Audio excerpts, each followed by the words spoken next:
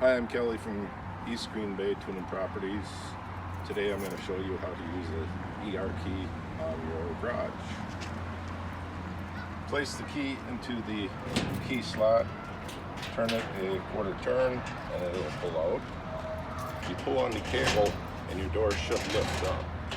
Make sure that you put the piece back into the door, turn it back and pull your key out, or that piece could fall between your door while it's open and kink your door, which you would be paying for. Once you have the door open, on most doors you can just push the button to reset the track. On this particular one,